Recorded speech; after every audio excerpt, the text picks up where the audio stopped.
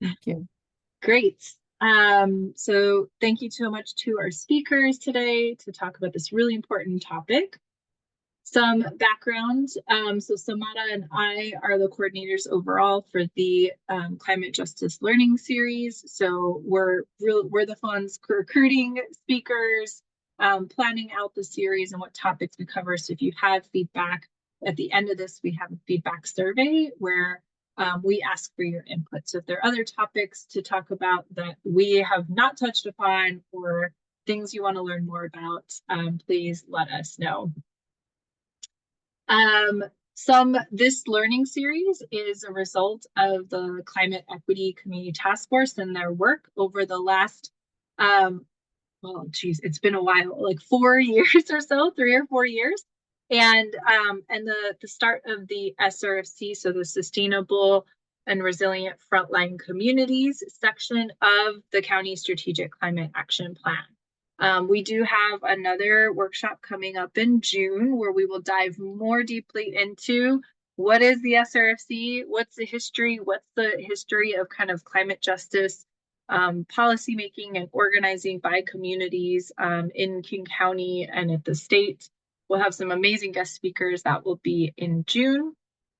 And if you want to learn more about all the topics, but one of the topics here explicitly was to build community capacity.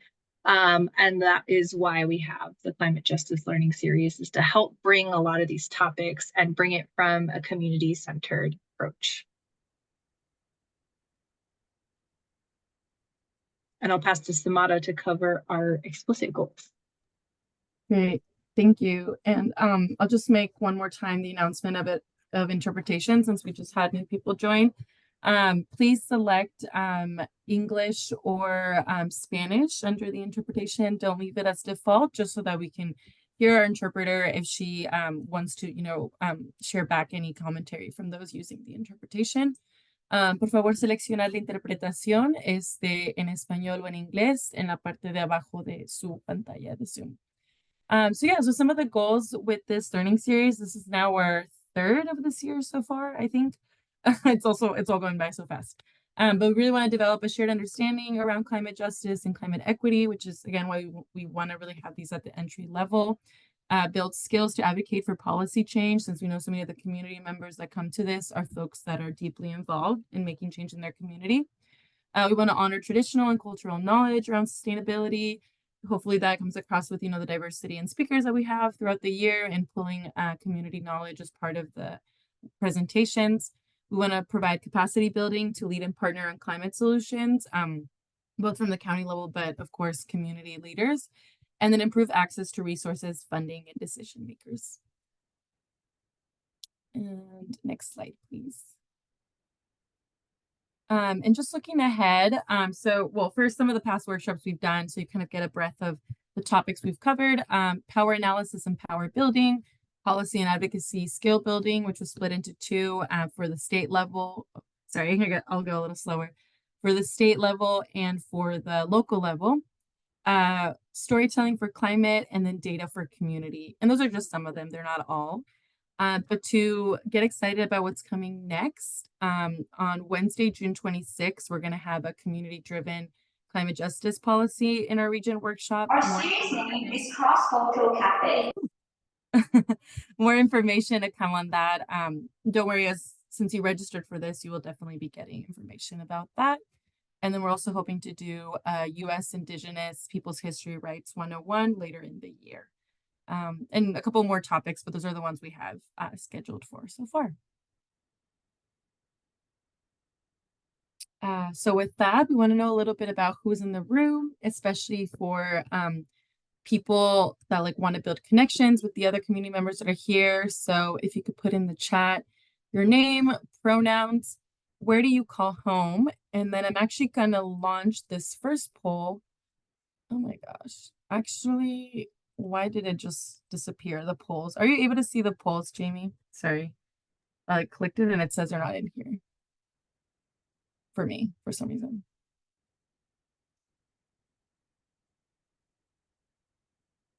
Can you hear me? Did you? Yeah, I do not see it.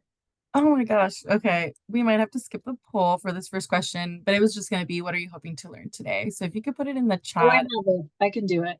Okay, perfect. Yeah. So we'll do the last question as a poll, but then if you could just put name, pronouns, and where do you call home in the chat so we get a sense of who's here today.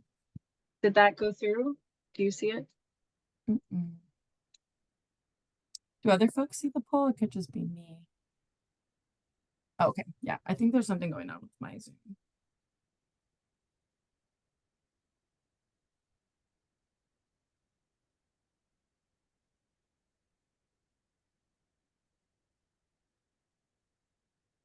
That's 3 people who've answered so far.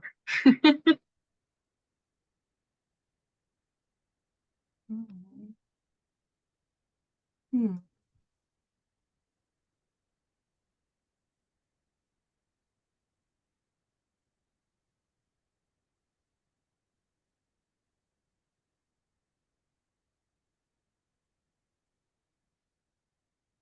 That's right. Couple of people from Hawaii represent.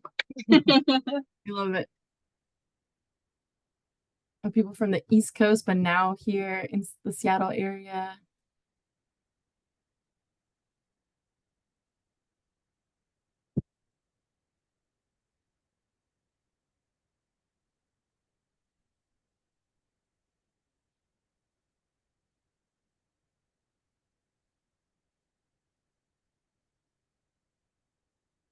Okay.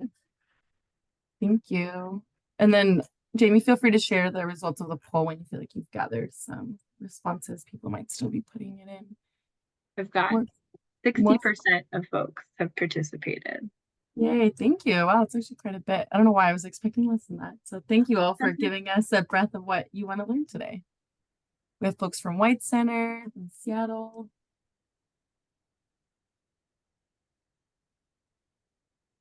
Oh, yes. Great to see you. Yes.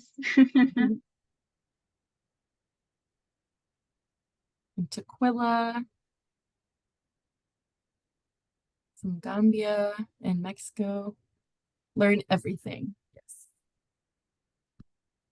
Today is going to be a big learning day. So home, Seattle and Vietnam. Awesome. Okay, I'll wait for one more person to fill out the poll and then I will share the results.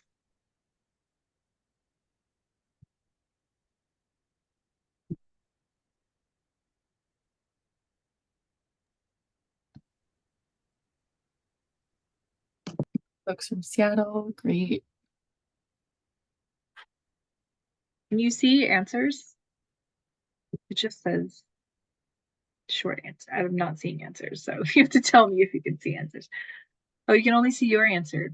All Oh, right. interesting. Things we learn about Zoom polls. This is our first time using Zoom polls instead Maybe of other it poll is. systems. So Yeah, Zoom is being a hater today. I don't know what's going on. global traveler, love it, Mara. Mhm.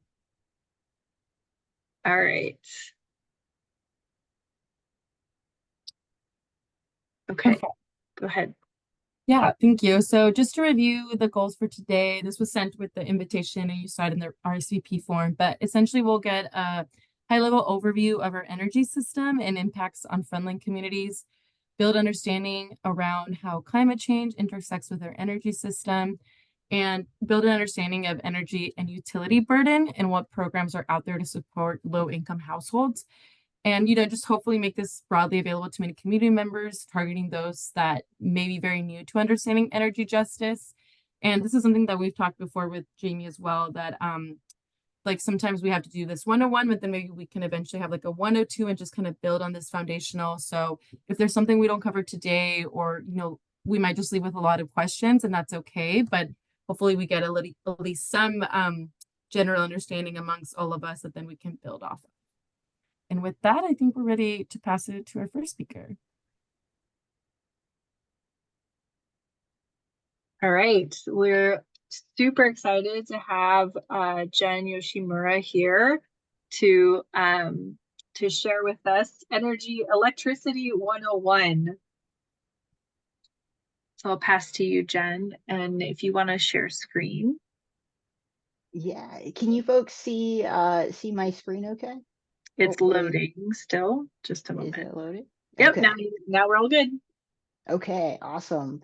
Well, aloha and thank you all for having me today. I appreciate the opportunity to share a little bit around just the power system, energy, electricity 101. My hope is to keep it very high level.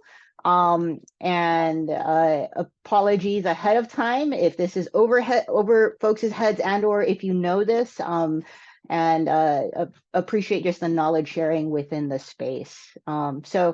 Again, Jennifer Yoshimura, I am very privileged to be here today. I'm sharing some of the work by other engineers at Pacific Northwest National Lab, along with Jason Fuller and Jeff Daigle. So some of the energy system slides you see is their thought leadership and educational training that they have shared with other audiences in the past. So with that, hopefully you folks can see the next slide. Is it moving okay for folks? I'm assuming it is. Okay, cool. So I'll be highlighting, again, introduction to power systems. There was a request to also look at energy rates and the different types of utilities. So we'll highlight the utilities that we see across the US, but more specifically Seattle City Light, assuming that most of the folks calling in are served by SCL. And then integrating energy equity and justice. And then turning it over to Neil, my colleague and counterpart, to continue the energy equity and justice presentations for this evening. So with that, the electricity and the power industry, it's extremely complex. It's constantly evolving. It's viewed as one of the greatest engineering achievements in the 20th century. It came from an idea, and that idea then has grown to provide electricity to over 150 million customers in the US, and translates and accounts for 5% of the nation's jobs and contributes to $880 billion annually to the US GDP. So what is the power system and the electric grid? There's many components. And so I'll be walking through from the generation side on the left-hand side of your screen, which is traditionally and historically fossil fuels and cogeneration, and we're seeing this change to renewable energy. I'll highlight at a high level, the transmission system, which is really viewed as the backbone of our electric system, and how that energy gets to you and I as customers served by our utilities through our distribution system. Keeping it high level, again, amplifying the different components of the industry that ultimately serves us as customers. The industry and different entities and stakeholders are regulated, and that regulation is seen at the federal level, the national level, as well as the different states and regions. There's a marketing component through different wholesale transactions and energy rates, controlling schemes and mechanisms, allowing efficiency, reliability, safety of energy service that we see from generation to transmission and then throughout the distribution system, and how we get our energy to both our homes and our businesses, and how we utilize different mechanisms, whether it's going grocery shopping or catching the bus. So different ways of how energy is translated in our day-to-day lives. At the national level, we see interconnections of regions, as well as this acronym. Some of you may be familiar or have heard about it, NERC. It's the North American Electric Reliability Corporation. And it's really this regulatory authority that assures effective and efficient reduction of risks, but also reliability and security of the electric grid. From NERC, we look at different interconnects, the Western Interconnect that Washington State is a part of on the left-hand side of your screen, the Eastern Interconnect, and then what we know as ERCOT, served by Texas. And thinking about really an understanding that although we see the national grid, it's not necessarily connected from coast to coast. And so you have different regions and then ultimately different stakeholders that manage these regions ultimately to states. And then the utilities within those states that serve customers. There's different balancing authorities who are responsible for maintaining electricity within each of the regions. As I mentioned, we have the Western Interconnection, the Eastern Interconnection, and then ERCOT in Texas. And they're really responsible for controlling generation, whether it's fossil fuels and or renewable energy. And from that generation, the transmission of all that electricity that is serving a region, and then also how it's balancing with its neighbors. There are a number of balancing authorities within the Eastern region, 31 in the US and 5 in Canada. We have 34 in the Western region, 2 in the US, 2 in Canada, and then 1 in Mexico, and then 1 in Texas and Quebec. And there's many layers from the balancing authority all the way down to the utility that serves us, like Seattle City Light. As we look at the generation, side of how energy is generated, traditionally, as I mentioned, it's fossil fuels, coal generation. It is what we viewed or defined as centralized, traditionally very large systems. And you'll see what we call a transformer. It transforms the energy and steps it up to larger voltages that makes it efficient to travel really long distances. And that's your transmission system, which I'll get to in a little bit. And those generators are sometimes independently owned from one another and different entities. Generation can be very sensitive to different system disturbances. And as we see an increase in climate events, cybersecurity events, and just different either threats and vulnerabilities, both for communities and the system, therefore that we see that translation over to the different types of generation of energy and vulnerabilities that is producing, whether it's renewable energy or fossil fuel energy that is serving the transmission system and ultimately customers downstream. There's many studies that I will share that are performed both at a national level and regional level, and as we downscale all the way down to the utility level, for utilities to understand how they're going to integrate their resources for long-term and short-term planning, as well as the maintenance of both the generation and different assets of infrastructure.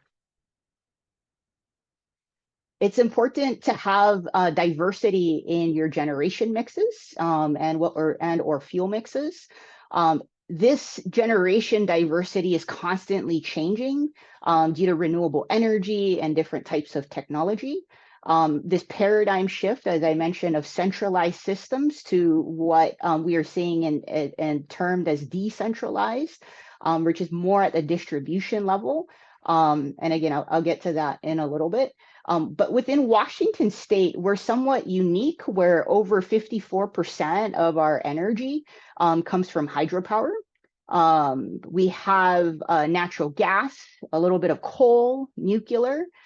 We have wind, as well as solar, and then biomass. And again, as we see different states across the country incorporate and look at climate justice goals, climate resilience, legislation, policies, and laws, we're going to be seeing these different generation mixes change across the country, regionally, and even within our own state. I mentioned renewable energy is increasing on both the generation side, but also within the transmission system and also within the distribution system. It has definitely increased in the last, I've been in the industry for over 2 decades.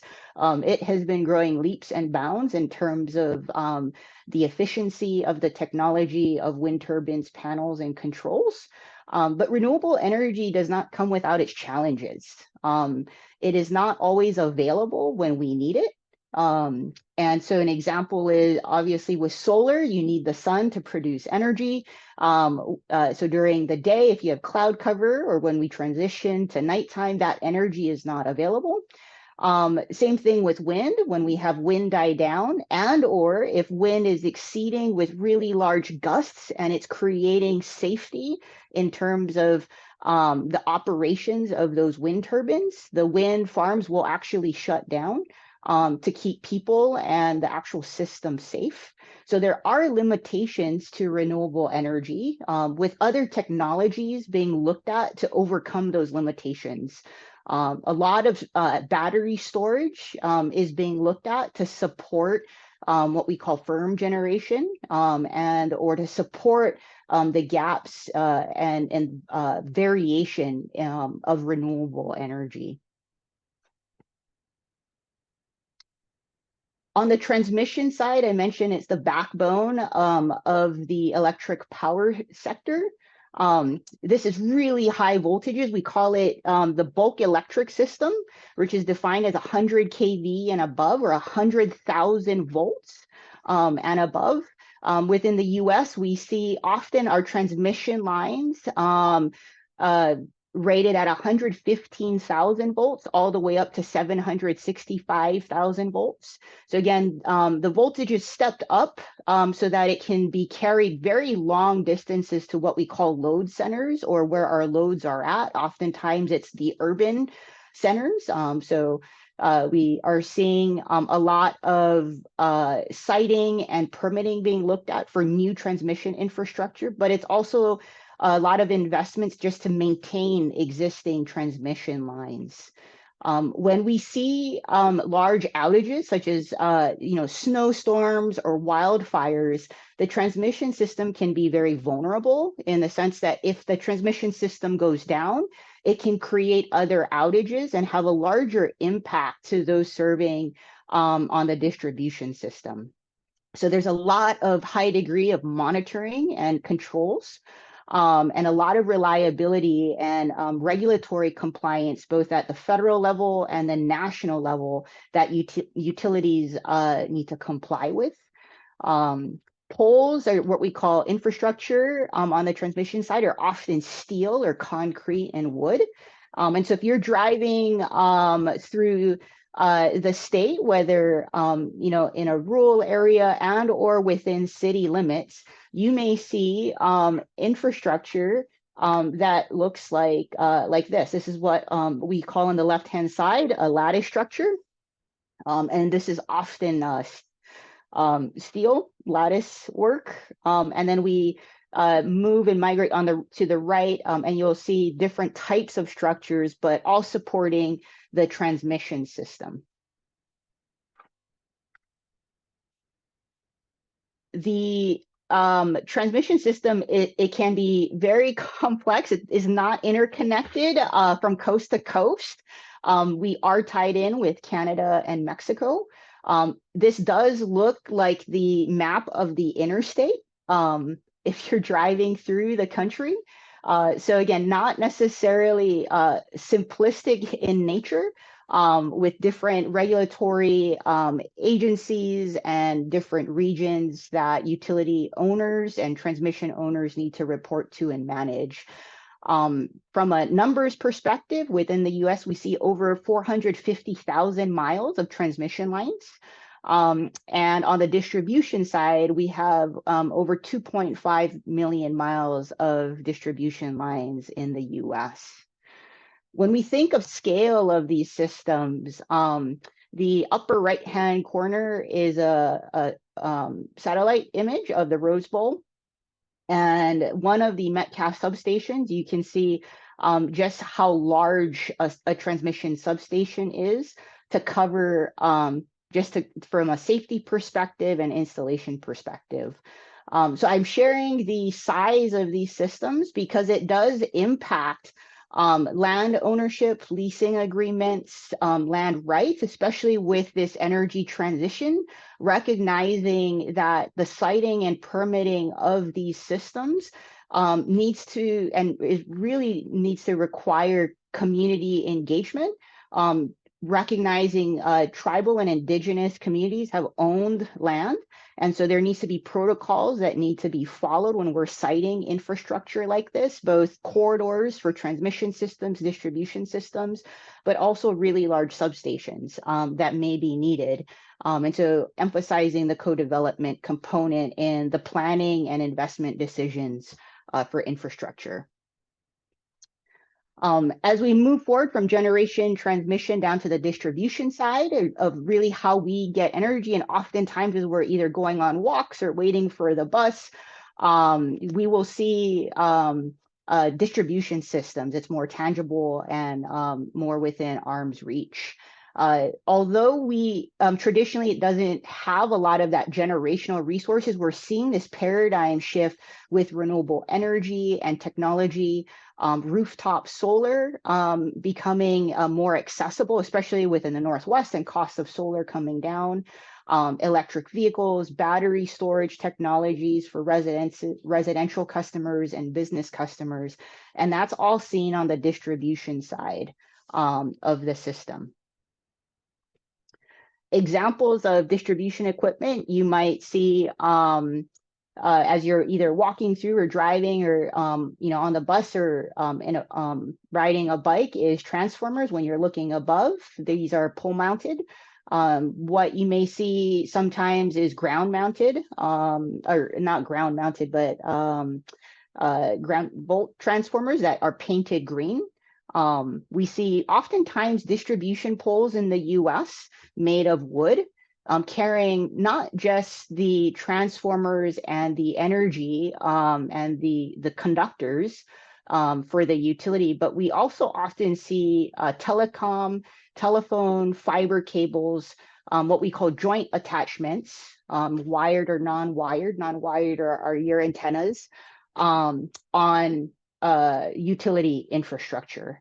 And then also switches, which looks a little funky and awkward looking, but these provide different sectionalizing and switching for operations and maintenance, redundancy and reliability for the operators and then those working on the lines. As I mentioned, there's a lot of different technologies that have been that we've seen over the last decade and that are being improved on, and more innovation, looking at impacts from supply chain overseas, how we can recycle materials so that we are having minimal or reducing our impact to the environment, thinking about different resourcing, and supply chain challenges. And so all things that the different national labs and DOE are looking at, but highlighting different technologies that can support the energy system, whether at the generation, transmission, or distribution side, and both for customers at the residential and then business side. I put a few links in here. These slides will be made available, so feel free to check out links. And I'm available if you have questions too. So my contact information will be at the end of this deck. But I'm going to transition over to types of utilities and rates, and then transition lastly into energy equity and justice. So utilities deliver energy to homes and businesses. I highlighted how the grid works at a high level, and then utilities ultimately being responsible to serve customers and deliver energy to both homes and businesses. Generally speaking, there is 5 types of utilities, but we bucket municipal utilities and public utility districts, or PUDs, under the publicly owned utility, or POU. So investor owned, that is for-profit utilities. In Washington State, we have Puget Sound Energy, Avista, and then Pacific Power. There are a number of co-ops within Washington State, and Northwest Energy has done a fabulous job, if you click on their link, in highlighting and walking through the different types of utilities and the websites, and you can actually find all of the list of co-ops, munis, and then PUDs. But co-ops are not for profit, it's member owned, and they're mostly common in rural areas. Co-ops are also viewed as rural electric co-ops, and one of the national organizations, NRECA, oversees the membership of rural electric co-ops. They optimize, and their goal as a co-op is to optimize benefits for the local customers who are members of that utility. On the public owned utility side, that includes municipalities and PUDs, it's either oftentimes federally, state, but really municipality run. And the districts are really larger scale within a region. Within those that come to mind within Washington State is Tacoma PUD and Snohomish PUD. Chelan PUD is another one. And Seattle City Light falls in under a city municipality under what we call a muni. And that's where you see in the, let me see if I can get my mouse in the middle red box here. So I'll get through in the next few slides kind of what Seattle City Light is made up of and the differences in terms of regulations by a muni versus an IOU.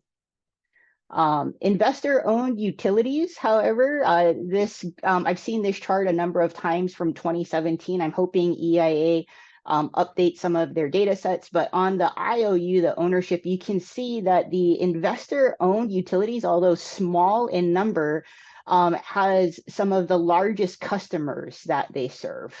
So 168 investor-owned utilities in the US, and they serve over 110 million customers versus close to 2,000 publicly owned utilities and 24 million customers.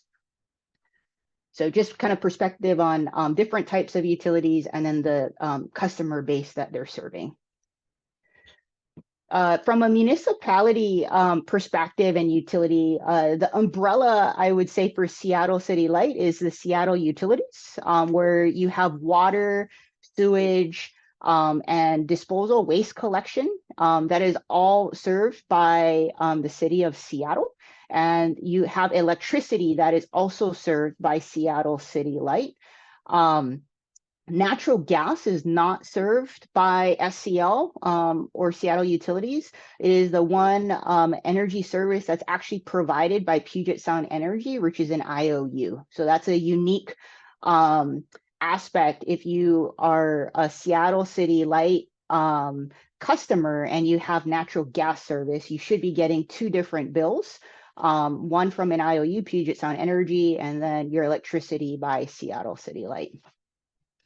And again, links at the bottom just for people to check out if you have not looked into different types of contact information with Seattle City Light, Washington UTC, and then because municipality, the utility is a public owned utility, it falls under a national umbrella organization of the American Public Power. And so their link is again on the bottom.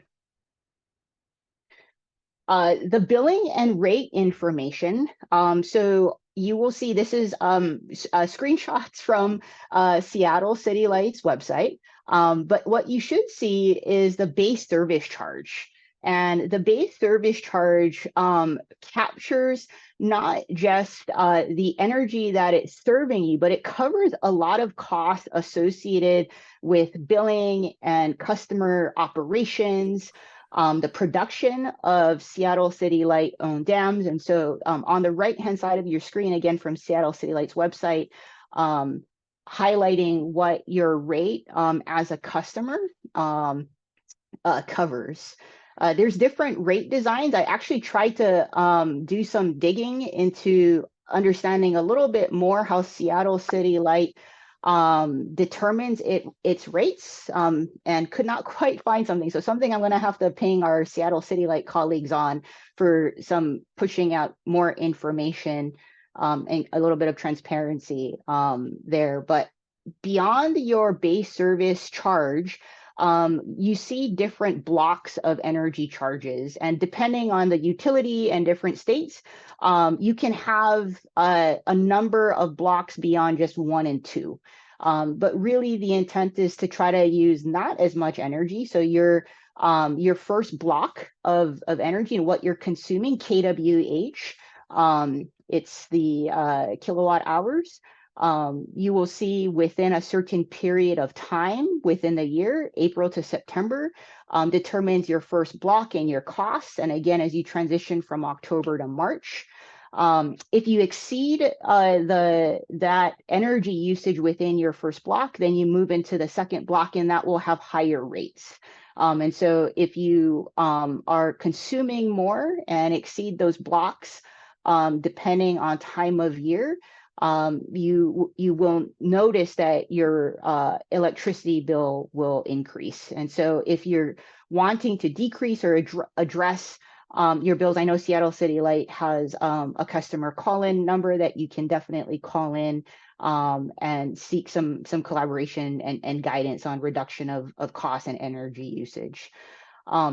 Most utilities, I feel like, have energy efficiency programs, especially if you are served by a meter and you have a meter on your apartment or on your home, you have access to energy efficiency programs, whether that's heat pumps, refrigerators, home appliances, lighting and controls. So different programs and technology that utilities are trying to create accessible for many of their customers in Washington.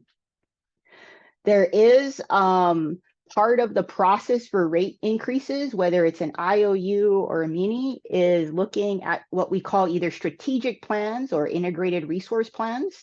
I put in, again, this is from Seattle City Light's website, some links in here that highlights and folks can go into the actual strategic plan to read what the city council approved for the next 2 years. But usually these plans are provided to a board on the investor-owned utilities or on the municipality, the city-owned utilities. There is council approval for these rates, and this can be very complex, looking at different incentives or not incentives, but different types of generation, capital investments, and then operations and maintenance of existing systems. Within Washington State, we have a Utility Transportation Commission, what we call the UTC. This is, they regulate our investor-owned utilities in the state. And they have 3 commissioners that are appointed by the governor and regulate the electricity for the IOUs.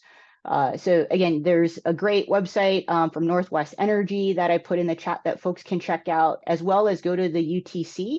The UTC is has a lot of resources for the public to engage in both public participation, speaking and sharing feedback to the commissioners that can be taken into account within the planning and different dockets that are being looked at and reviewed.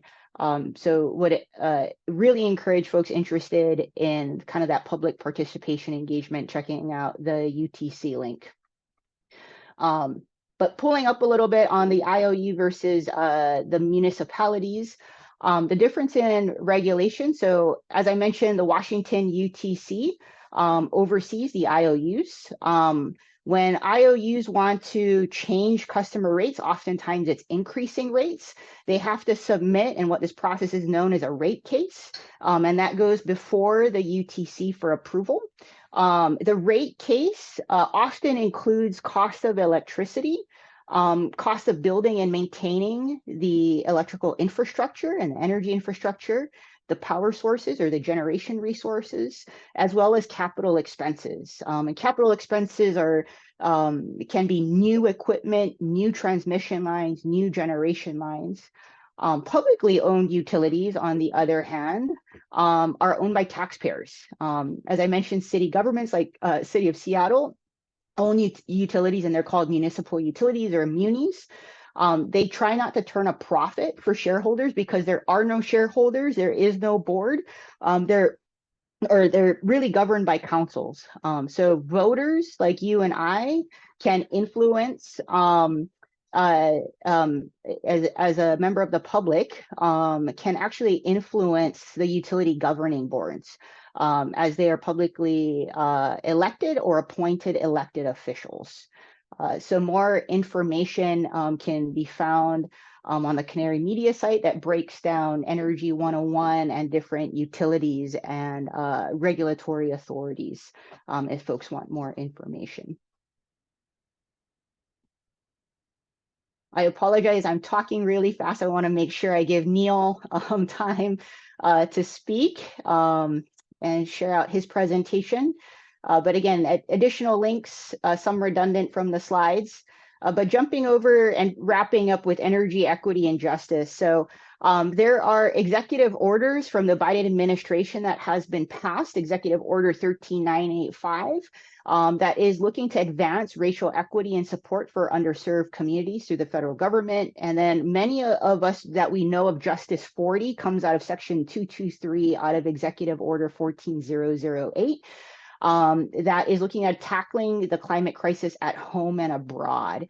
For Justice 40% of the benefits of federal investments need to flow to disadvantaged communities. And so some of the state funding that came from federal funding is looking at how to measure those outcomes and benefits to communities. I'll be wrapping up this section with community benefit plans and encouraging all of you as you may be engaged and or tapped for feedback in your input into community benefit plans that supports Justice 40 and some of the Department of Energy funding, why it's your voice is important for accountability and really making sure your community benefits are defined by the community and not by a developer or industry. So movements of where we've seen energy justice come from. We're navigating, and I would say it's not just sequential, and we are no longer dealing with climate and environment. This is all integrated and intersected and layered. But this comes from the movement we're in now comes from climate justice that we've seen in the 1990 to 2000s, and then prior to that, the environmental justice movement that started in the 70s. I do want to acknowledge, which oftentimes it's not acknowledged or recognized, there's a lot of Black, Brown, Indigenous, tribal, Aboriginal communities around the world that have been doing environmental and climate justice for decades beyond the 70s and have not had recognition. Those ancestors have laid the foundation for a lot of the movements that we see today and the terms that we're coining: environmental justice, climate justice, energy justice, and they are still championing recognition and restoration and reciprocity aspects to this day, and oftentimes it's within our borders as a country, but also externally beyond our borders, and the impacts that we see as a affluent country in being able to access certain minerals and resources to meet our climate goals. So IEJ defines energy justice. This is a lot of text. I'm not going to read it. These slides will be available. PNNL, one of our amazing doctors, Bethel Tata King, defined energy equity for the lab, and really highlighting that it's not just energy siloed and energy infrastructure or energy access, but the intersection of how equitable energy systems intersect economic and health and social benefits. So moving forward with that, some of you may be familiar with justice tenets. Those not familiar with them, we often see recognition, procedural, distributive, and restorative.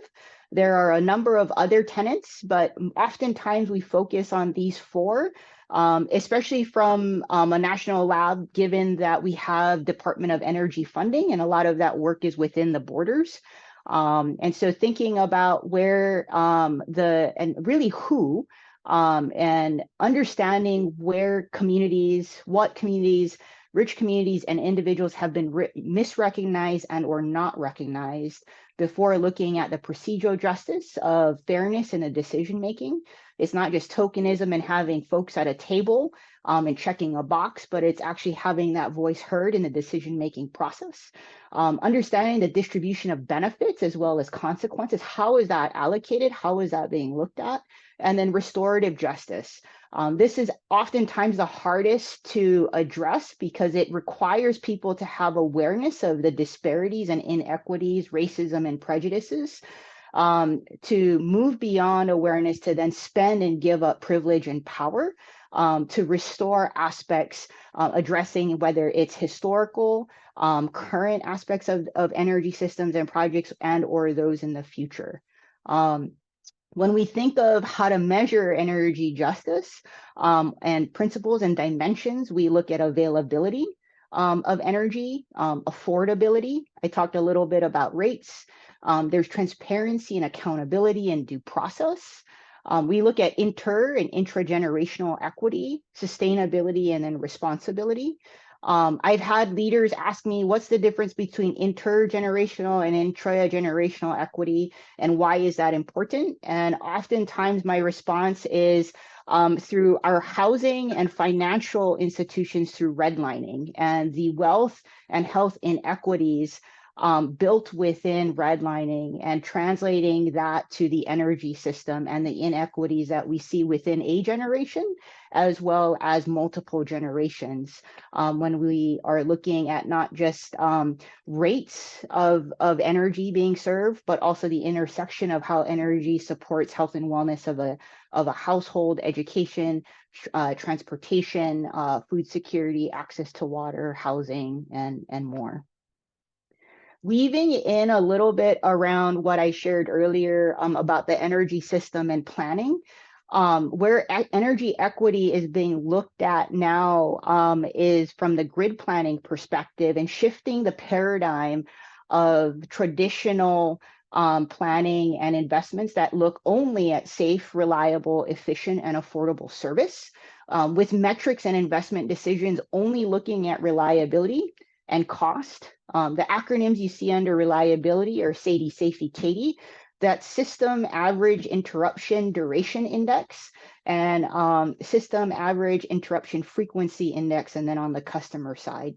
And so on the reliability reporting out from utilities, there are a lot of averages at the system level with a lot of vulnerabilities and disparities at household levels that can be hidden in the reporting. And so as we see social preferences and policies and threat landscapes like climate change evolve, a lot of our state leaders, local government leaders, and industry and utility leaders need new ways to plan for decarbonization, resilience, and then energy equity and justice.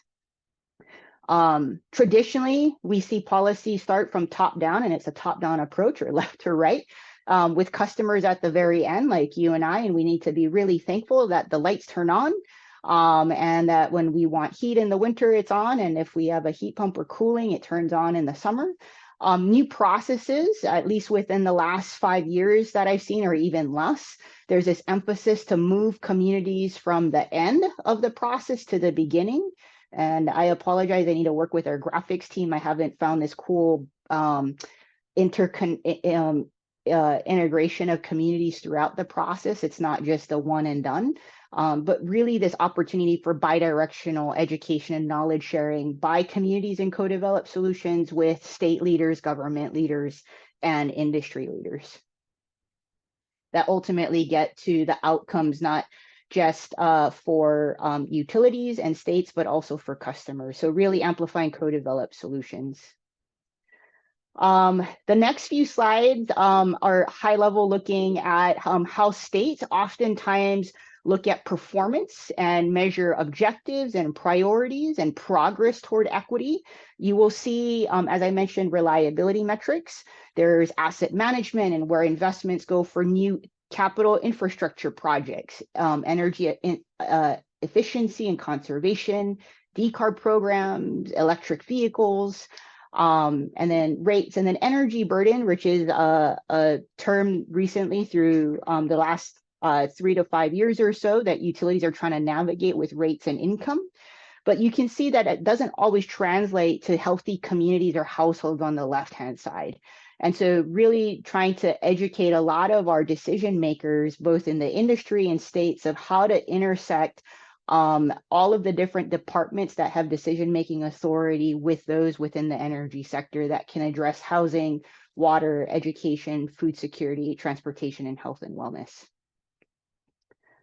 I'm not going to spend a lot of time on this slide. This is just highlighting what system planning processes look like and what we're doing within the National Lab Space and Department of Energy of overlaying the energy justice tenets within the planning process and how we can move some of the research and policy work forward toward implementation and development of new frameworks that can be collaborative, that can meet equity objectives.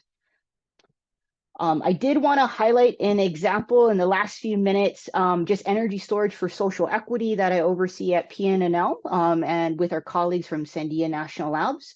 So this is an example of where we are trying to address energy equity through technologies like energy storage, not from a top-down approach, but really bottom-up and co-develop solutions with 14 different communities across the country. Energy storage was chosen not just because it's our sponsor, but its flexibility and wide applications that could support accessibility to energy, affordability, environmental impact, social impact, decarbonization, and then resiliency, both community resiliency and then grid and energy resiliency. I'll skip that slide and then highlight the distinction within the program. It's not forcing technical solutions across these communities, but really listening and learning, understanding goals and needs, and then linking potential resources, both financial and technical resources with communities that can be leveraged within ES4C and then beyond the program. Creating space for the cohort to knowledge share. So it's not just an academic institution or government institution owning all of that, but creating co-ownership pathways. And then making sure that equity and workforce are part of the assistance in addition to technology. So again, highlighting, centering on communities, what benefit flows look like, understanding workforce development opportunities, knowledge sharing, and then looking at technical assistance and different types of microgrid solutions, islanded systems, resilience hubs, and then commercial and residential buildings. I don't think this is, I feel like all of you folks on the call probably know these lessons learned. So this is more for utilities, governments, and industry. As far as lessons learned and how, like aspects of relationship building and trust building, what commitments look like, accountability, not a one and done, and this extractive aspect that gets perpetuated at times for communities or with communities. So this slide has predominantly been shared with state leaders and different industry leaders. But I will leave you with this before I turn it over with Neil. So community benefit plans, we see a lot within DOE. It's required with all of the different funding opportunities, what we call FOAs, announcements, and tied to our Bill and Inflation Reduction Act and loan applications. Some states and utilities have translated CBPs over to their funding opportunities at a local level. And so all of this can be found on EJE's website, the Department of Energy, Energy Justice and Equity, that connects also with laborers and workforce. I do want to emphasize those community leaders on the call and those just part of the community, that your voice matters in these CBPs. It helps sets the stage both for creating the milestones and outcomes and what accountability can look like as developers and other entities outside of your community are wanting to partner with you to develop and implement technology within your community. So with that, I will turn it over to Neil. Actually, we are going to have some time for a few questions, and then we have a break before we transition to Neil, so that we're not like talking at folks the whole time. We have a couple of minutes. It was a lot of information, so I know I took a bunch of notes and questions, but if you have any questions you want to ask Jennifer, now is the time. You can drop it into the chat, or you can raise your hand if you want. And if not, then I'm sure Samana and I have questions we can ask you, Jen. And at least one of them for me is, what is the best way for community members to influence this system? Seems like there's a lot of different entities. There's a lot of different, like there's the UTC, there's these balancing authorities, there's the municipal versus the IOUs. What is the best way for a community member who wants to maybe advocate for a change, either whether it's like, I want more utility assistance or stop using coal, like how can they influence that? Yeah, great, Jamie. I would say it depends on if you are served by Seattle City Light, be engaged and respond to your city council member and provide feedback. They're the ones that are have the authority to make the decisions, given Seattle City Light is a municipal utility. If you are served by an IOU, investor-owned utility like Puget Sound Energy, your feedback it should be included or directed to the UTC, the Washington Utility Transportation Commission. And if you're interested, I would say within the transmission system and kind of just utilities at the state level, you can sign up through the UTC for different webinars and events, and they'll push information out to you if you have that desire to stay engaged and call in. So yeah, I would say either the UTC for IOUs, and I think just at a state level if you want to be engaged, and then if you're wanting to have influence at the local level, if you're served by Seattle City Light, connect with your council member. And then I would encourage you to also call Seattle City Light too, because I think there's always opportunities for utilities. As much as I come from a utility side as well, within my 2 decades in the industry, utilities think they know the customer base. I won't speak for Seattle City Light, but generally speaking, most utilities will say, we know our customers really well. But I feel like there's communities aren't monoliths, utilities aren't monoliths. We're all unique. And so as your voices are heard, it's another point of information and feedback for the utility to take in and then incorporate within their planning. That's a great question, Joe. So what about folks that are served by Seattle City Light, but aren't necessarily within the city of Seattle? What city The city of of Tukwila is Tukwila? actually served by Seattle City Light, for example. So my thought, Joe, is that you go to the Seattle City Light directly. And there's a CEO essentially of Seattle City Light. They also have, we can drop a link to their feedback line.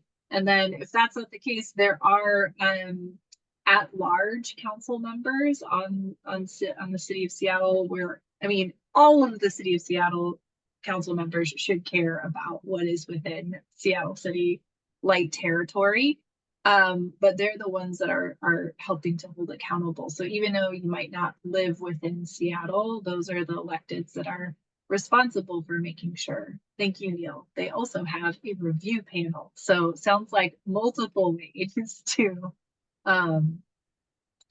get some feedback. But that's a great question, Joe. Any other questions before here we go. Yen has a question. How would the folks who don't speak English well are able to communicate with utilities if the utilities is not providing translator on the line? Do you know, Jen, if there's like requirements for interpretation or? So that's a challenging one, because I do feel like some utilities in Washington State do have translators. But if you are served by a utility that doesn't have one, I would recommend either going to the UTC if you're served by an IOU, and if you're served by Seattle City Light or a different utility, sending an email asking for a translator.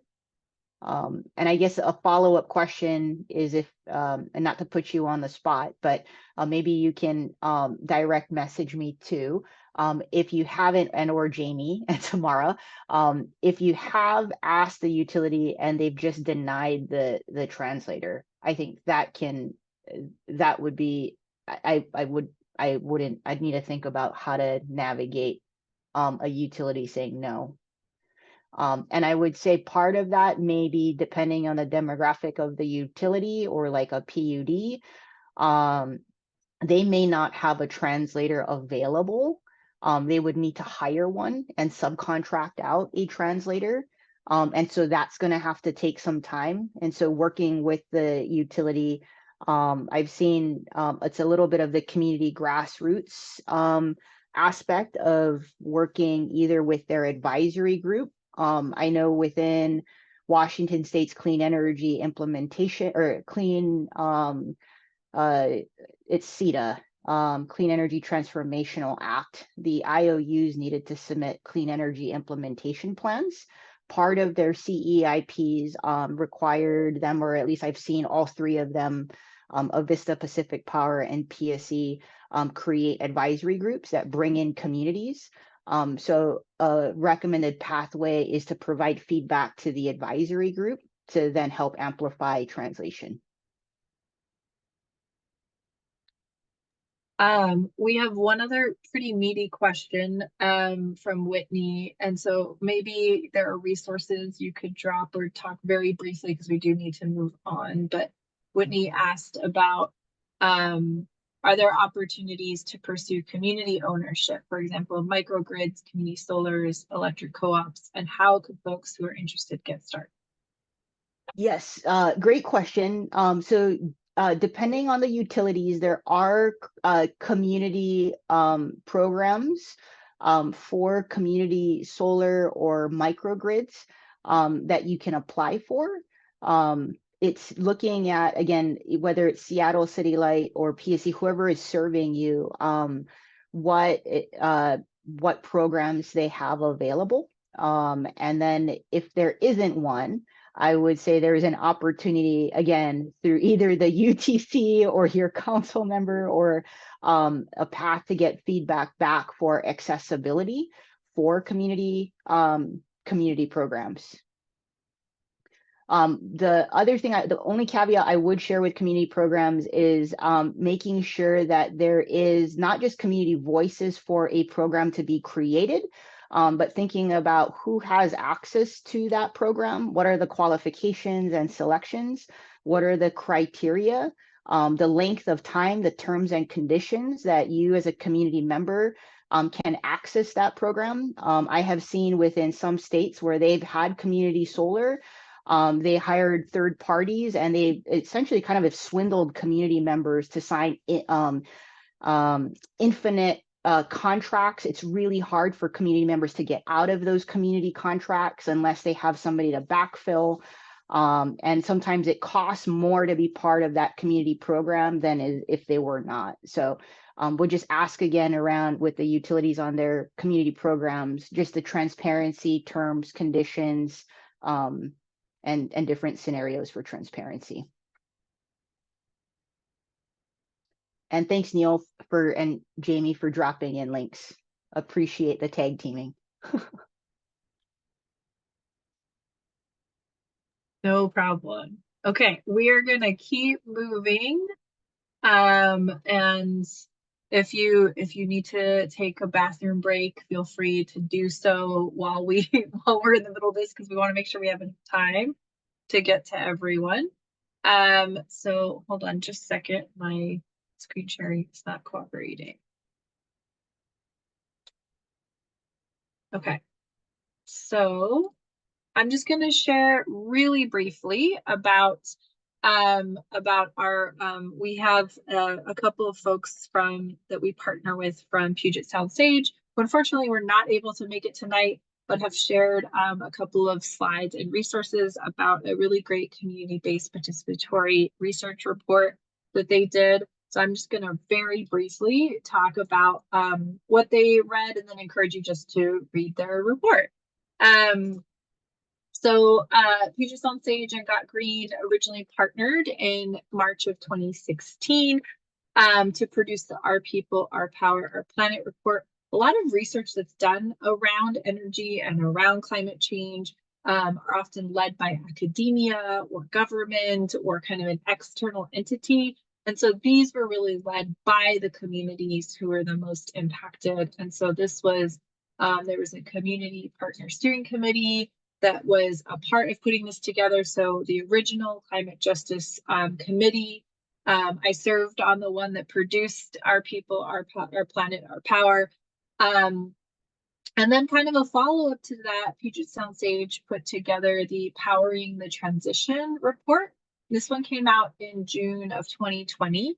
And this one interviewed mostly folks in South Seattle and South King County about what they thought about energy and what are the community priorities around this. Some of the key takeaways, and this is a much broader interpretation of kind of energy priorities.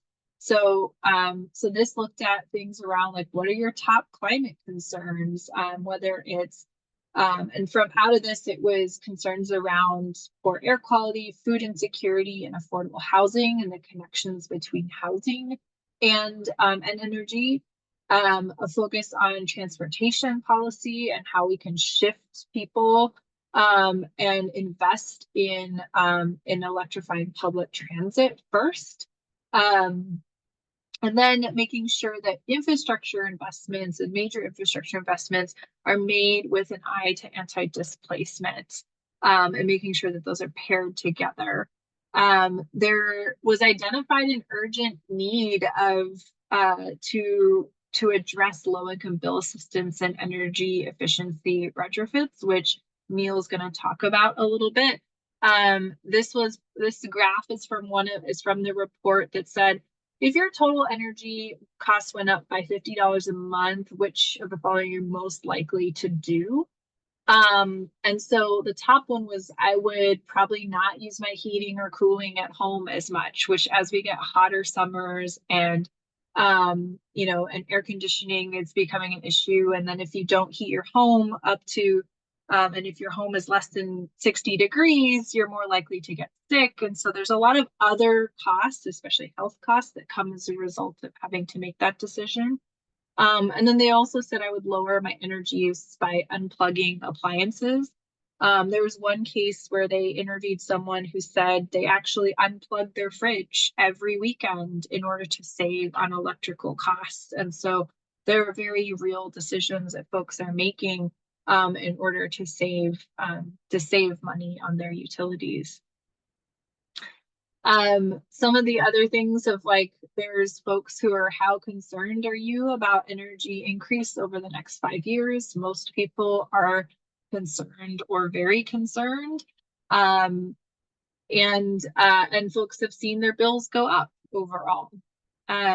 There's also a want for renewable energy to have direct benefits for frontline communities, that it's not just those who can afford to put solar panels on top of their house that are benefiting from the transition, and that folks are actually able to do things like Whitney said, of like, I want to start my own solar co-op, or I want to have community owned renewable energy. There was also in this report of wanting to connect good jobs that are connected to this transition, and making sure that folks who work in extractive industries are able to find new jobs within a new renewable energy transition. So you may have heard about Just Transition. And then one of the things they pointed out, this quote was that energy costs are regressive. Low-income people end up living in substandard housing often that may not be energy efficient, and then they end up paying more for energy as a result of that connection to making sure that that you have quality housing and affordable housing, and you're able to afford your utility bills. And so I feel like that sets up well for Neil, who is going to talk a bit about what his research is and what the county is looking at in terms of some of this. So do you want to share your own slides, Neil, or do you want me to?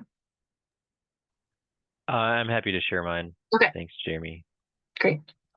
And thank you, Samana. Put links in the chat to both of Puget Sound Sage's community-based participatory research reports.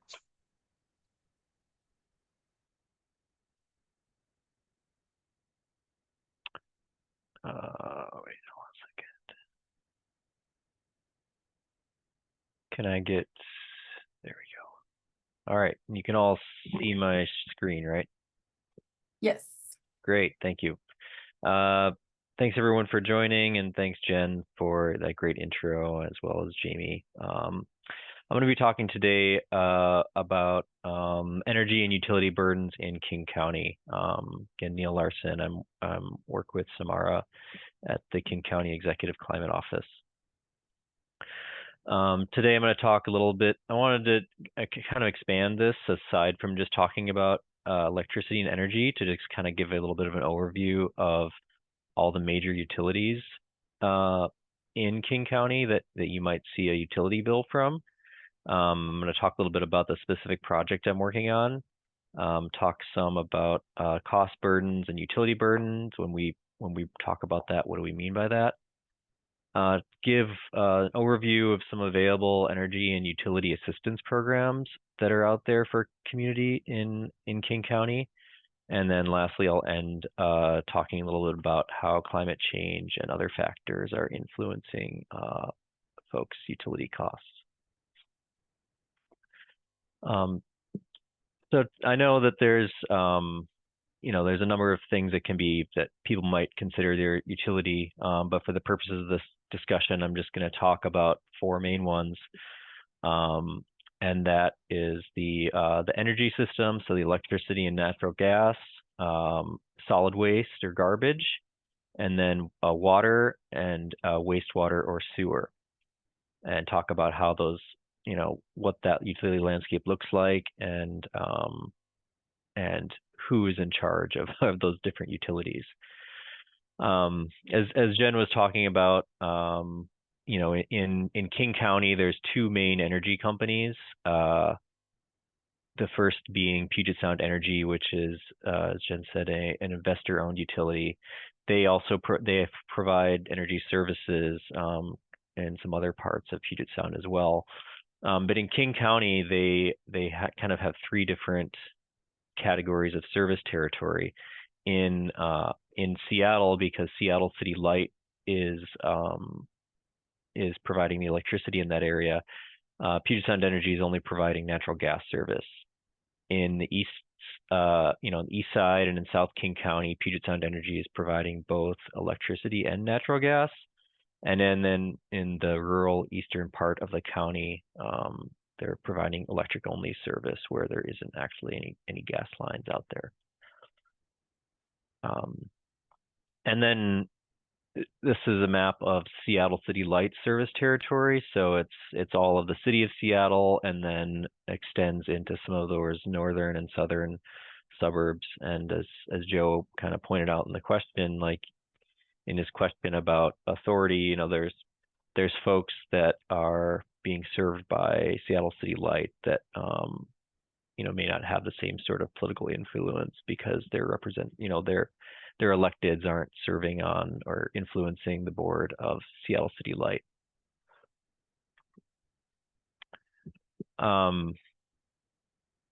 Next, I want to talk about the water landscape in King County. And as you can tell just by looking at this map, that things get a lot more complicated. So actually our water, the ultimate utility and the provider of most water in King County is the city of Seattle. So the city of Seattle owns and operates two big reservoirs and watersheds, the Cedar River watershed and the Tolt River watershed, and so Seattle Public Utilities is known as a wholesale water provider. So on this map, all of the kind of orange and brown communities are the 24 cities and different water utilities that are wholesale customers of Seattle Public Utilities. And then the yellow is Seattle. So if you're a customer living in that service territory, then you're actually paying your bill directly to Seattle Public Utilities. So what this looks like from the household level is, you know, if you live down in Renton, you're paying your water bill to the city of Renton. You probably are paying some additional utility taxes on that. And then the city of Renton is then paying Seattle Public Utilities for that kind of wholesale water charges that are coming down. And the reason I highlight this a little bit is that, you know, without having this direct billing relationship for many people who are ultimately getting their water from SPU, it might make getting assistance programs a little bit more difficult, but I'll go into that a little bit later. But collectively, Seattle Public Utilities and all these wholesale customers are serving about 75% of the population in King County. The rest is either, you know, parts of the county that's getting water from other sources like wells.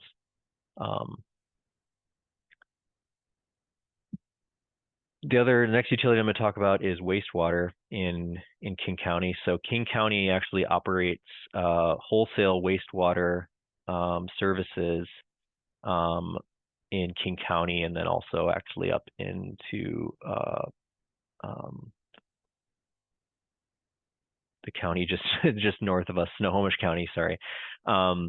And as you can see, it's kind of a similar map to the previous map, where you have all these different cities and local sewer agencies that are the kind of the retail providers of sewer services.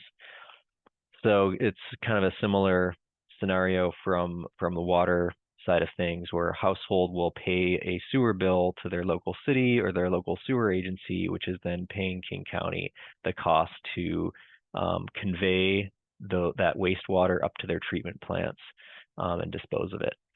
There's also another, hold on a second. Can you go? Hey, can you go upstairs? Go ask Chloe. Go ask Chloe. Okay, go upstairs and ask. I'm talking in the meeting. I need to go. Can you please? I'm having some technical difficulties here. All right. Lastly, I'm going to talk about the capacity charge. So actually, King County charges a specific charge. What is Papa want? Go ask back, Chloe. He doesn't know. They charge a specific capacity charge He doesn't know. to households or properties that are connecting. It's on Amazon. Go tell her Amazon. Sorry, everyone. We had a TV emergency where they didn't know which channel the Paw Patrol was on. I love it. So this capacity charge, it's a charge that's charged out directly from King County out to customers that are expanding onto the system. So the rationale behind this is that as the county grows, as more and more buildings are connected to the sewer system, that's an added cost for King County to process and convey and treat more wastewater. So if you're a new construction or you're doing an addition, which is adding, you know, any sort of fixtures that would connect to the sewer, you're then having to pay a monthly fee to King County for 15 years for that. And there actually is a discounted program for affordable housing that exists. So if you're a new affordable housing development can get this discounted capacity charge rate, but that affordable housing has to be deed restricted or covenant restricted for 40 years. So, you know, oftentimes like the water utility and the wastewater utility are the same, but not always. This chart here kind of shows the different average costs for a single family residential water bill, depending on where you're living in the county. or that, depending on the city that you're living in. So, Skyway, Mercer Island, Carnation and Vashon are some of the higher bills. And that's a combination of wastewater treatment costs, the collection by the local utility, any sort of stormwater fees that are going along that, as well as water. And kind of this goes back to what Jen was talking about in terms of rate setting.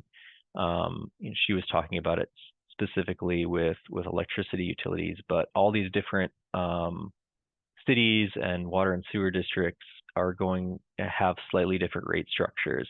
So depending on where you live, your bill might be different despite using the same amount of water.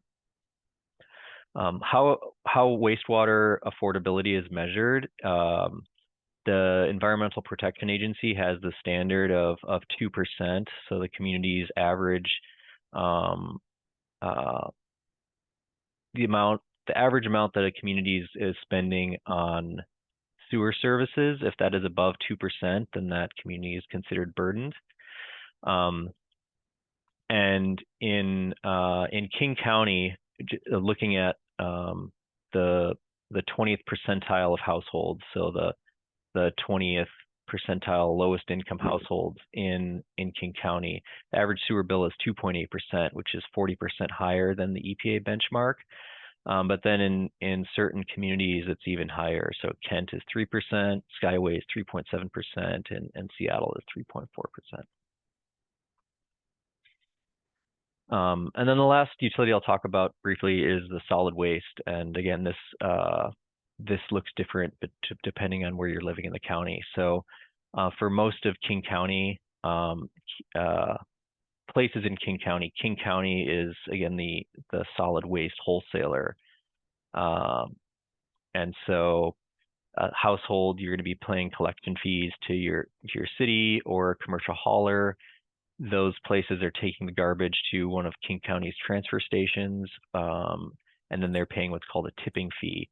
And then all of that garbage is getting taken to the Cedar Hills Regional Landfill, down kind of near Cougar Mountain, Tiger Mountain area. King County disposes of 900,000 tons of garbage annually, and this landfill is projected to reach capacity by 2040. And notably, the city of Seattle actually does not send their waste through to King County. Seattle deals with its waste separately. Also, the city of Milton is the same thing. But Seattle Public Utilities in Seattle is the utility that's collecting garbage and waste, and all of this garbage is loaded onto trains, which is then shipped by rail 320 miles down to a landfill in Arlington, Oregon, off of the Columbia Gorge.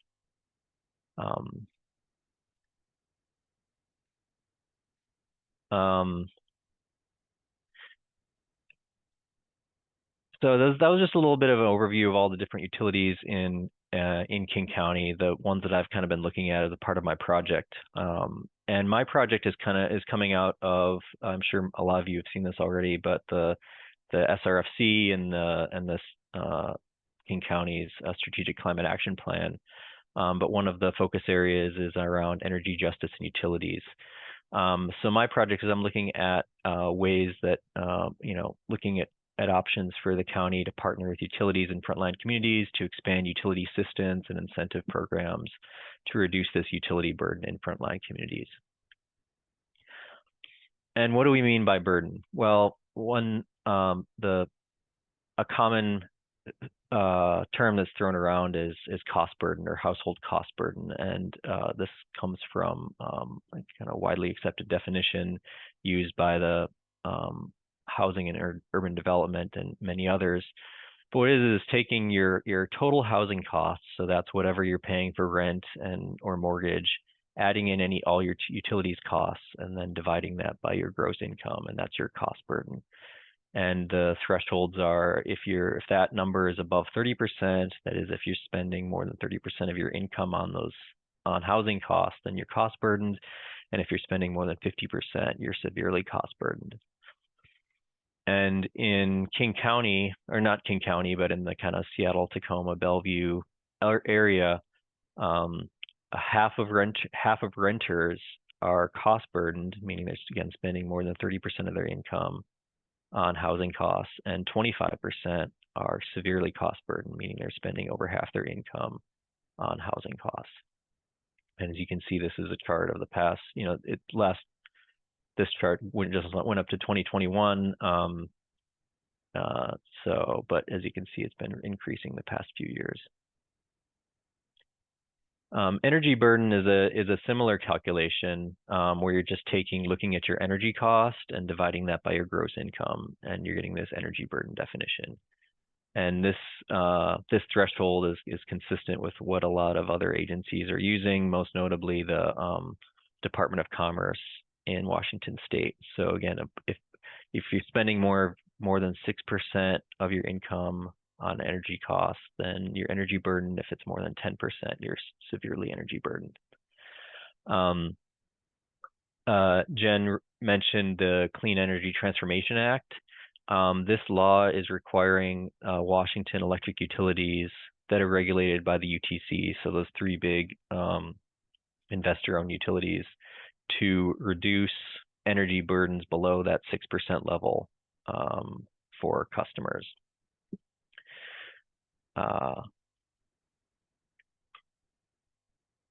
And what does this look like in Washington? So in Washington State, about a quarter of low-income households are energy burdened. That's 250,000 households statewide.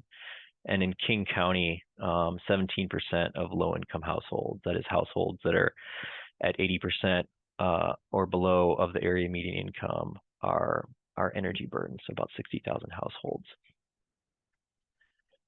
As I mentioned, my project, I'm specifically looking at renters in King County, and reasons for this are a few, but there's a lot of renters in King County. A very high percentage of renters in King County are Black, and 65% are either Hispanic or Hispanic Latinx. For renters, there's been a lot less investment in energy efficiency programs compared with single-family owner-occupied housing. And I've alluded to this already, but a lot of renters might not have a direct billing relationship with your utility, making it kind of more difficult to provide assistance programs. I want to talk a little bit about just some. Billing means what? Sorry, say it again, Jamie. Can you say what direct billing means, just to reiterate? Yeah, just to reiterate, with direct billing relationship, that means you're actually getting a bill from, you're getting a Puget Sound Energy bill, you're getting a Seattle City Light bill. If you're a renter, you're probably not actually getting a bill from the local provider of your sewer or your water. Those bills are usually going to the owner of your building, your landlord, and then that cost is being transferred on to you as a renter, either as a part of your rent, or maybe you're just kind of getting billed separately for that cost. But I'll go into that in a little bit here in more detail. I wanted to talk just briefly about concepts around what is affecting your utility bill. And I'm talking about this a little bit in the renter's context, but as a person in your home, you have control over your behavior. You can decide how long a shower to take, or maybe adjusting the temperature of your home. You have control over that behavior, so that's going to affect how much your utility bill is. And it kind of feeds off of what Jamie was saying about the survey that Puget Sound Sage did about behaviors that folks might take if their utility bills went up. That's kind of one lever that you have control over. Another factor that goes into your utility bill is that utility rate, and those usually set by a combination of the utility and the government or regulatory agency that's deciding what that rate is, or maybe that rate structure. And then the last factor is the building itself. So how efficient that building is in using energy or using water. So do you live in an old building where the windows are really leaky or there's not insulation, and so you have to run your heater a lot to keep it warm? Or is it a relatively new building where you don't have to use very much energy to get the same effect? And is just to note that if you're an owner that you are having, if you are a homeowner, you have control over both your behavior as well as the kind of condition of your building. But as a renter, you don't really have control over the condition of your building. And that feeds into this concept called the split incentive challenge in rental housing. And what this is talking about is, what do you have control over versus what does the tenant have control over versus the landlord, and how that can affect utility use and your utility bills. So for example, if you are, if a utility is included in rent, so, like I mentioned, usually like your water bill or your sewer bill is going to be included in your rent. As a tenant, there's not very much motivation to affect your behavior. If you don't pay any more or less each month for the cost of that water, depending on how long a shower you're going to take, you might not be that motivated to try to conserve that resource. Whereas the landlord might be highly motivated to install some low flow shower heads or, more efficient toilets, because any sort of utility savings, that landlord's going to be able to save money there. If the utility is paid by the tenant, most renters will have a direct bill from their electricity company. The tenant has a lot of incentive to, or is highly motivated to, turn off the lights when you're not in a room, or have slightly more, things that would lower that bill. But the landlord isn't necessarily going to have a financial incentive to make any sort of building improvements for that, because they're not going to see any sort of return on their investment. Again, I'm glossing over this a little bit simply, but I think this is a bit major challenge in trying to improve the efficiency of rental housing, is how to encourage building owners and landlords into making improvements into their buildings when they might not see a financial return on their investment. There's also this third category of ways that utilities are billed, called ratio utility building systems. And what this looks like is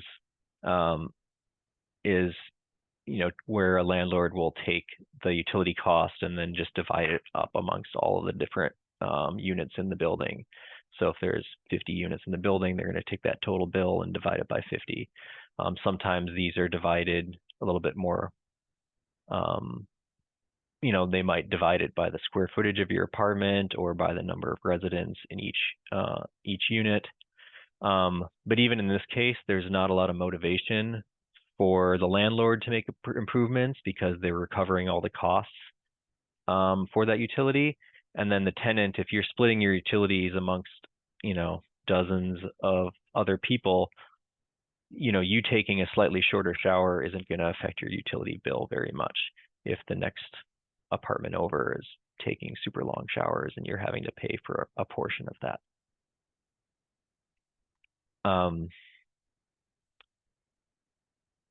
So in this presentation, I'm not going to kind of go into a lot of the ideas around like ways to improve building efficiency, like improvements in buildings, but I do want to talk about available utility assistance programs, because I think this is the main way that that folks who may be struggling to pay bills are going to access energy assistance. So the first main category are bill assistance or discount programs, and again, this kind of depends on where you're living.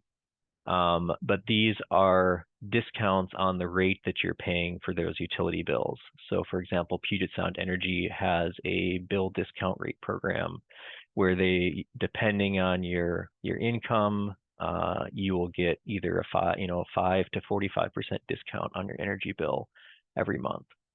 Seattle City Light and Seattle Public Utilities have the utility discount program, where you're going to be getting a discount on both your Seattle City Light bill and your Seattle Public Utilities bill. One thing that's really interesting about the way that that SPU and SCL is able to run this program is they're actually able to offer a discount on your Seattle Public Utilities bill if you're a renter, even if you don't have a, even if you don't see a water bill. So what they will do is, because Seattle City Light and Seattle Public Utilities share a billing department and customer information, if you're a renter, they will apply a discount for your water and your sewer and your garbage costs onto your Seattle City Light bill. So that's a very unique way that that the city of Seattle is able to offer utility discount programs to renters specifically. That's kind of very unique and not common across the U.S. And then there's a lot of other utility assistance programs out there for all of those local cities and water and sewer districts out there. The level of assistance varies a lot, but most notably is most of them are usually only available to low-income seniors or permanently disabled individuals. And usually you need to have a direct billing relationship with that local utility. So it's only usually available to homeowners.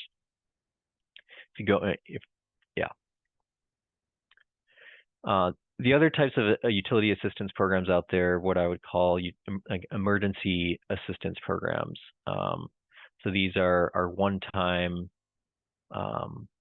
payments to help out with your utility bill if you're struggling. There's a federal program called LIHEAP, Low Income Home Energy Assistance Program. This is federal funds that are run through the Department of Energy that then come down to the Department of Commerce that then flow out to local community action agencies. And so this assistance provides up to $1,000 a year in most cases to folks that apply. And this, allows people to is directly applied to your energy bill. It serves so just to put this program in context, Washington State received $59 million in 2022, serving 82,000 households in the state of Washington. But it's estimated that this program only serves about 20 to 25% of the eligible household annually. I think just showing the amount of energy assistance need that's out there that's not met. Both the two are both Puget Sound Energy and Seattle City Light also offer bill assistance programs. And yeah, these are programs that if you're behind in your bill or need this assistance, then you can apply and get up to a little over $1,000 annually. I mentioned the community action agencies. So in King County, there's 3 that some of you might be familiar with. In the city of Seattle, there's Bird Bar Place. In North and East King County, it's HopeLink, and in South King County, it's the Multi-Service Center. These are the agencies that if you wanted to access, apply for LIHEAP energy assistance, or just sign up for some of the other utility assistance programs, these places help you do that and administer those programs.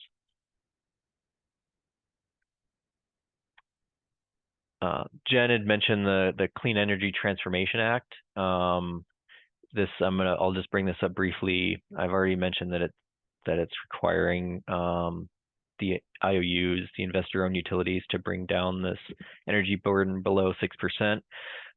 What this has done locally is that PSE in the past year has increased their income threshold to qualify for the program. And they've also had to engage in a lot of proactive outreach to enroll folks in energy assistance programs. I think in the last couple months of 2023, I think they enrolled about 80,000 additional folks in their service territory in their energy assistance programs. I want to mention at the state level, there's some things going on around utility assistance. So also as a part of the Clean Energy Transformation Act, it directed the Department of Commerce to look into the feasibility of developing a statewide energy assistance program. And so this work is happening right now. I think it's supposed to be presented later this year. But there's about 60 different utilities in Washington, between the investor-owned utilities and the municipal-owned utilities and the co-ops, and some are small and don't offer much in the way of low-income assistance programs. Maybe they're rural and they're serving communities that have a very high energy burden and energy assistance need. So the idea behind this is, well, what if the state took, kind of rolled this all up into a state agency, probably Commerce, that would be able to kind of take assistance programs and share the resources amongst utilities, amongst customer bases, to try to kind of really expand enrollment across the state for low-income customers. There's some other benefits to this concept, including potentially being able to make enrollment in these programs much more streamlined and coordinated. So, for example, a lot of folks that are likely going to qualify for energy assistance probably qualify for other types of assistance programs like SNAP or discounted like health insurance programs or transit or housing. And so this could be a way to enroll folks without having folks continue to give the same sort of income documentation verification for all these different programs.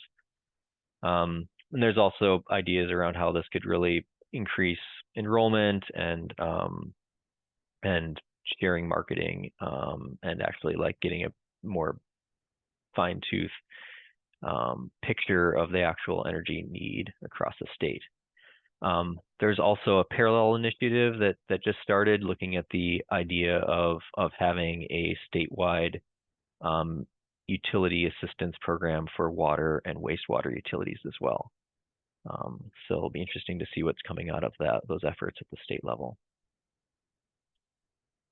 I've alluded to this a number of times so far, but in general, utility assistance programs have some challenges, particularly for renters. Again, you oftentimes need to have this direct relationship with your utility in order for that utility to provide those assistance programs. Energy is usually sub-metered, meaning that if you're living in a multifamily building, that you're going to see that if there's 10 units in the building, there's going to be 10 different electric meters. And so that means that there's going to be 10 different accounts with Puget Sound Energy or Seattle City Light. But water, sewer, and garbage are usually billed to the landlord. And then there's a lot of geographic inequities where well-resourced cities like Seattle and Bellevue are able to offer more generous utility assistance programs, whereas a lot of the maybe less resourced and smaller cities across the county, the assistance programs are not as generous and not as available. And I did already mention how the Seattle utility discount program is very unique in that it is able to offer assistance around water, sewer, and garbage to renters. Lastly, I just want to end on talking about some drivers that in my mind are out there that are going to be increasing utility costs. The first is around climate change impacts. Jen talked about how Washington's very unique and that we have a lot of hydropower resources, which is great. It's reliable and it's relatively inexpensive. Though with our changing climate, where we're having hotter summers and less precipitations, making those hydropower resources a little less reliable. So last year we had a colder winter and spring, which made increased energy usage, followed by warmer summer weather, which increased energy uses for people cooling. And then there was a little bit of a drought, and so there just wasn't the same level of hydro resources. So Seattle City Light actually had to go out on the wholesale market and purchase power, which is a lot more expensive than their own power resources. And that has led to Seattle City Light customers having a 4% rate stabilization account surcharge on their bills for this year. So we're all, if you're a Seattle City Light customer, you're paying an extra 4% on your bill this year to kind of replenish this fund that they have for purchasing power.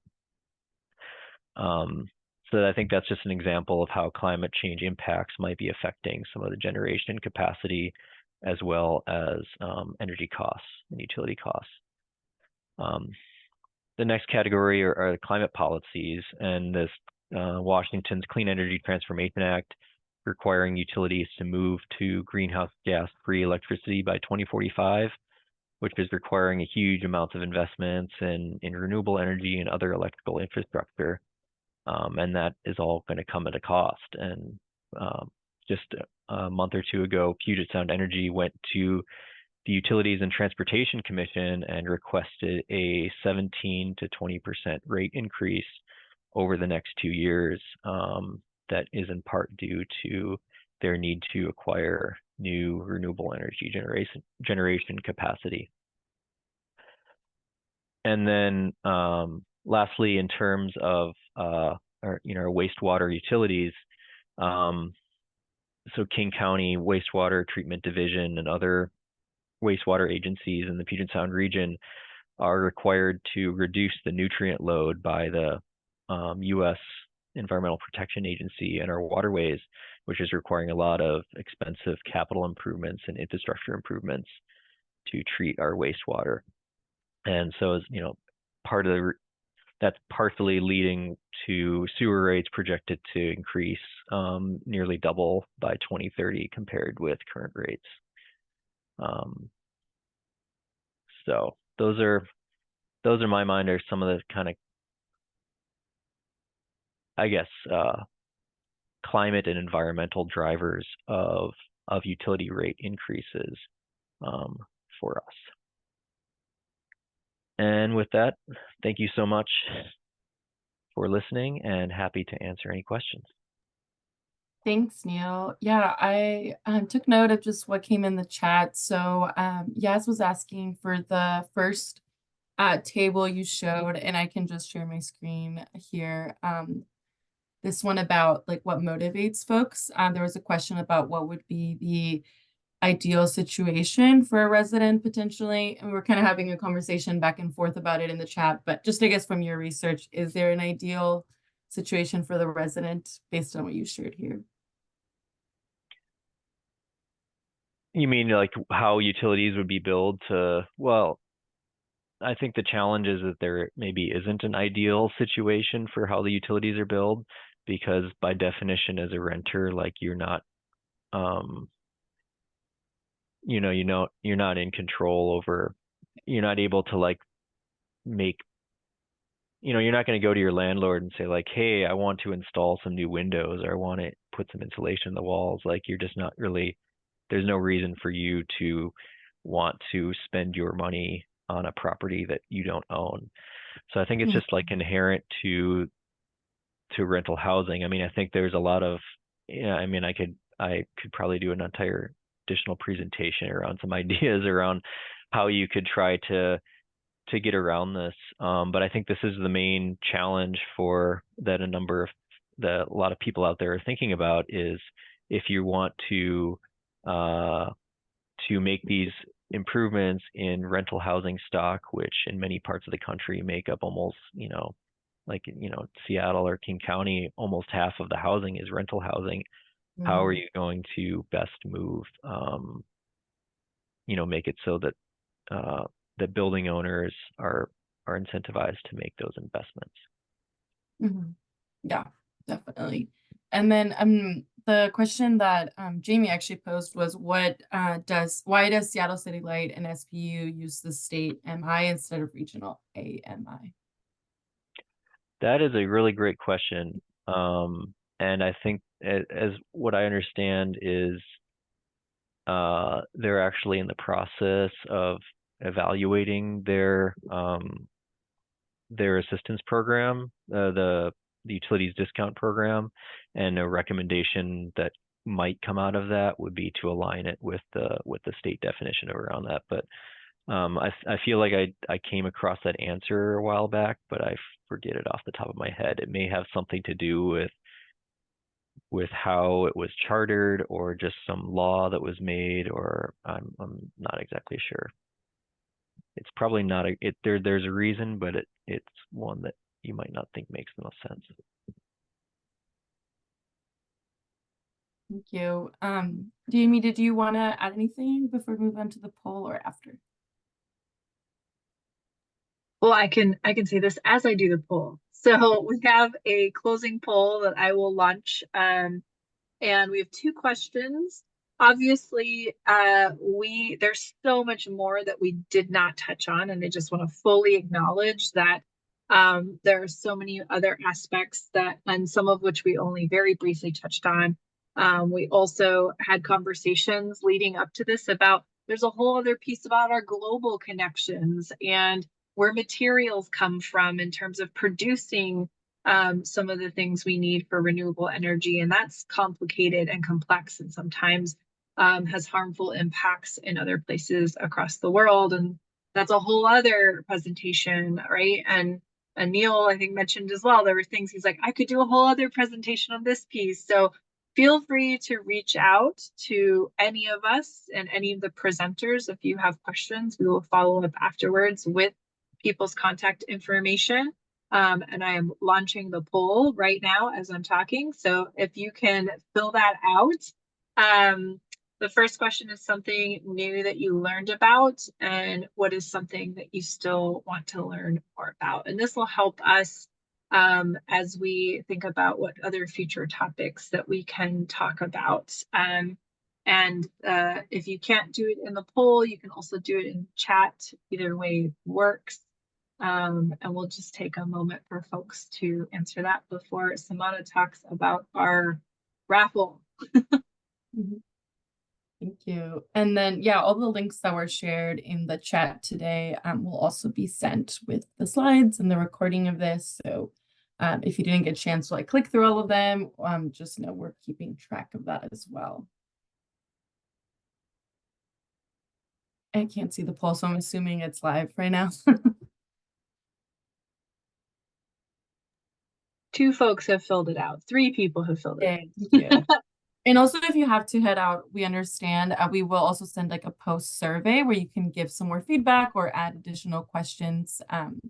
So understand, it is around dinner time or people have other needs to take care of.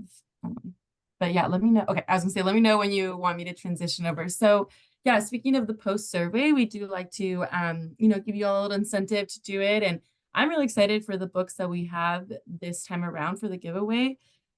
So what Jamie was talking about, this global context, I think this book just came out and will be really great. It's called Dismantling Green Colonialism, Energy and Climate Justice in the Arab Region.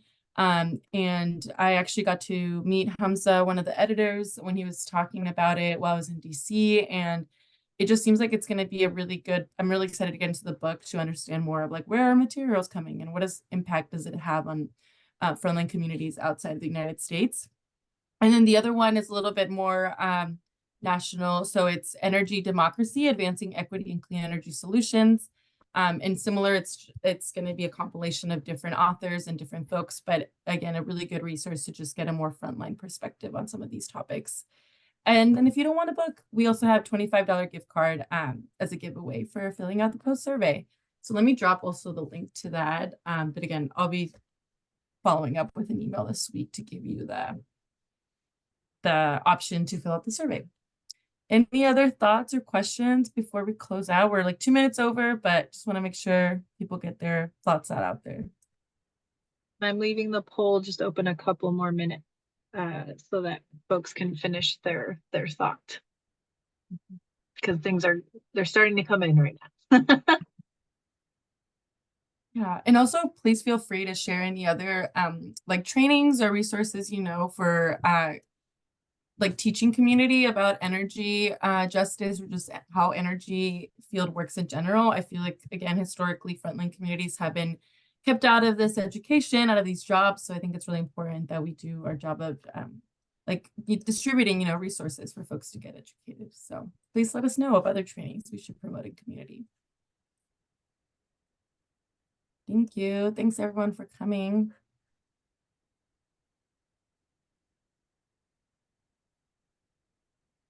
Okay, I'm going to end the poll in 10. No. I love it. Oh, good. We got one more. See, I needed to stall a minute or two. Yeah, and thank you again to our interpreter, Martha, as well, who was here during the call supporting. We know it was a lot of technical information in today's workshop, so really, really appreciate our interpreters. Okay.